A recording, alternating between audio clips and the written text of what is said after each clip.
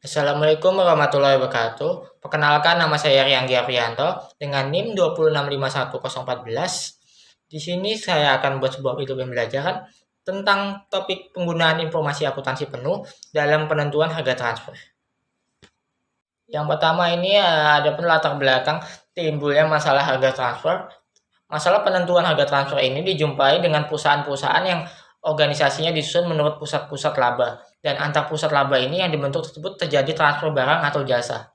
Latar belakang timbulnya masalah harga transfer ini dapat dihubungkan dengan proses diferensial bisnis dan perlunya integrasi dalam organisasi yang telah melakukan diferensial bisnis. Next, kemudian kita masuk ke diferensial, diversifikasi, dan integritas. Diferensial ini adalah proses pembagian pekerjaan menjadi tugas-tugas yang diperlukan untuk mencapai sasaran organisasi. Diferensial ini dapat berbentuk vertikal dan horizontal. Diferensial vertikal ini ditunjukkan dengan jumlah jenjang yang berada di antara direksi dan karyawan operasional. Untuk diferensial horizontal ditunjukkan dengan banyaknya bagian yang dibentuk sepanjang struktur organisasi perusahaan. Diversifikasi oleh manajemen dilakukan dengan beberapa alasan. Yang pertama, ini keputusan dilakukan oleh manajer yang dekat dengan masalah yang dihadapi. Yang kedua, diversifikasi memberikan otonomi bagi manajer tingkat bawah sehingga menaikkan moral kerja. Kemudian harga transfer ini mempunyai peran ganda. Di satu sisi, harga transfer ini mempertegas diversifikasi yang dilakukan oleh manajemen puncak. Di sisi lain, harga transfer ini berperan sebagai salah satu untuk menciptakan mekanisme integrasi. Seringkali konsep desentralisasi ini disamakan dengan konsep divisional. Hal ini tidak benar, dikarenakan desentralisasi ini adalah pendelegasian untuk pengambilan keputusan. Suatu organisasi yang manajer tingkat bawahnya memiliki kebebasan yang besar dalam pengambilan keputusan, ini adalah organisasi yang besar tingkat desentralisasinya.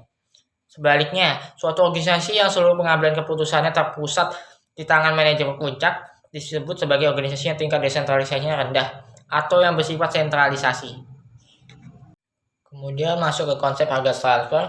Konsep harga transfer ini dalam arti luas, harga transfer ini meliputi harga produk atau jasa yang ditransfer antar pusat pertanggungjawaban dalam perusahaan.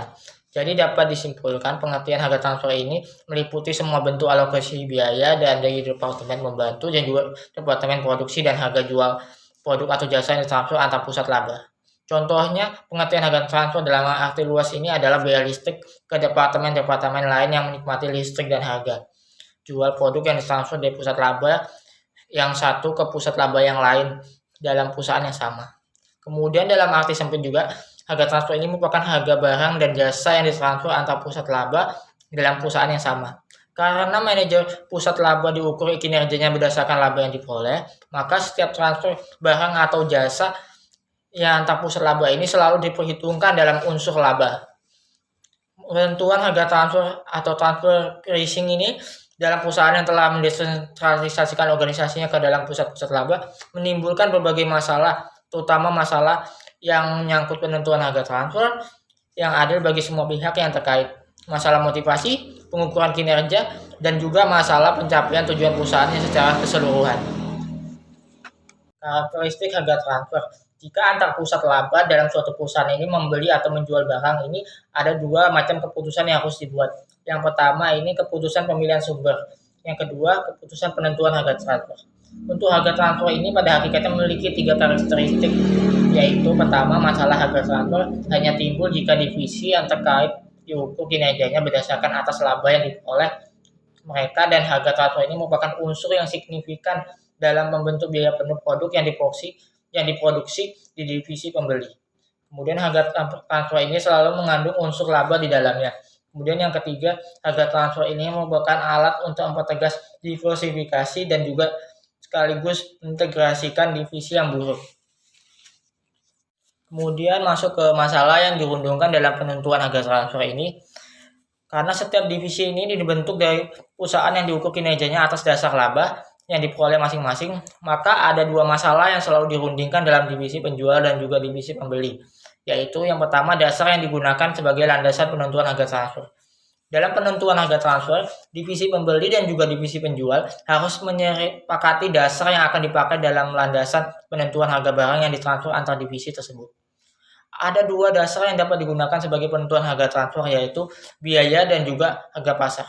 Yang kedua, besarnya laba yang diperhitungkan dalam harga transfer. Adapun dua faktor yang harus dirundingkan antara divisi penjual dan juga divisi pembeli dalam menentukan besarnya laba yang diperhitungkan dalam harga transfer ini, yaitu yang pertama dasar yang digunakan untuk menentukan laba yang diperhitungkan dalam harga transfer. Yang kedua, besarnya laba yang diperhitungkan dalam harga transfer. Kemudian masuk ke dalam metode penentuan harga transfer. Untuk metode penentuan harga transfer ini ada berbagai metode penentuan harga transfer. Berdasarkan dasar yang digunakan dalam penentuan harga transfer, berbagai metode ini dapat dikelompokkan menjadi dua, yaitu yang pertama penentuan harga transfer atas dasar biaya atau cost based transfer pricing. Untuk penentuan harga transfer ini, harga jual barang jasa harga yang ditransfer antar divisi didasarkan pada biaya penuh produk yang ditransfer. Biaya penuh yang dipakai sebagai dasar penentuan harga transfer ini dapat dipilih dari dua macam biaya, yaitu biaya penuh sesungguhnya dan juga biaya penuh standar. Biaya penuh yang dipakai sebagai dasar penentuan harga transfer ini dapat dihitung dengan metode full costing, variable costing, dan juga activity based costing. Adapun kelemahan yang melekat dalam metode penentuan harga transfer atas dasar biaya ini, yaitu yang pertama, dalam menetapkan harga transfer ini harus dicapai persetujuan lebih dahulu antara divisi penjual dan juga divisi pembeli mengenai biaya apa saja yang dapat diterima sebagai dasar penentuan harga transfer. Kemudian sebenarnya sangat sulit untuk menentukan laba atau return on investment yang wajar bagi divisi penjual. Kemudian masuk ke metode kedua, yaitu penentuan harga transfer atas dasar harga pasar atau market based transfer pricing. Jika produk yang ditransfer antar divisi ini dalam perusahaan mempunyai harga pasar, pada umumnya harga pasar tersebut merupakan dasar yang adil, terutama dipandang dari sudut pengukuran kinerja. Untuk harga pasar tersebut merupakan biaya kesempatan baik bagi divisi pembeli maupun divisi penjual. Bagi divisi penjual, harga pasar ini merupakan penghasilan yang akan dikorbankan dalam harga transfer kepada divisi pembeli. Sedangkan bagi divisi pembeli ini, harga pasar ini tersebut merupakan biaya yang seharusnya dikeluarkan jika produk tersebut dibeli dari pihak luar. Kemudian masuk ke dalam pengelolaan harga transfer. Karena penentuan harga transfer ini berdampak langsung terhadap laba divisi yang terlibat dalam transfer produk atau jasa, maka sistem penentuan harga transfer ini memerlukan aturan formal agar dapat dilakukan secara berhasil. Dua aturan formal ini yang perlu ditetapkan ini adalah aturan negosiasi dan juga aturan penyelesaian jika negosiasi ini menghadapi jalan buntu. Yang pertama ini ada pun negosiasi antar individu. Jika pembentukan divisi ini disertai dengan desentralisasi wewenang manajemen puncak, maka penentuan harga transfer ini tidak ditetapkan oleh manajemen puncak, namun merupakan hasil negosiasi antar manajer divisi yang terlibat dalam transfer barang atau jasa. Jika wewenang penentuan harga transfer ini masih di tangan staf manajemen puncak, manajer divisi ini tidak ditetapkan dalam posisi yang dapat mengendalikan pendapatan dan biaya divisinya. Jadi dengan demikian, kondisi ini akan mengakibatkan laba divisi ini tidak dapat dipakai sebagai pengukur yang baik antara kinerja manajer divisi. Kemudian masuk ke arbitrase. Bagaimanapun rinci dan aturan negosiasi yang telah disepakati oleh divisi yang terlibat, suatu saat ini akan terjadi jalan buntu dalam perundingan penentuan harga transfer. Oleh sebab itu, perlu disusun prosedur untuk menangani perselisihan yang terjadi antara divisi penjual dan juga divisi pembeli. Maka lembaga arbitrase ini perlu dibentuk yang untuk bertanggung jawab untuk yang pertama ini menyelesaikan perselisihan yang timbul dalam penentuan harga transfer, yang kedua menelaah perubahan sumber pengadaan, yang ketiga mengubah aturan harga transfer ini jika diperlukan. Baik, mungkin sekian video pembelajaran yang bisa saya sampaikan dalam video kali ini. Mohon maaf apabila ada kata yang kurang berkenan dalam video yang saya buat ini. Saya akhiri, wassalamualaikum warahmatullahi wabarakatuh.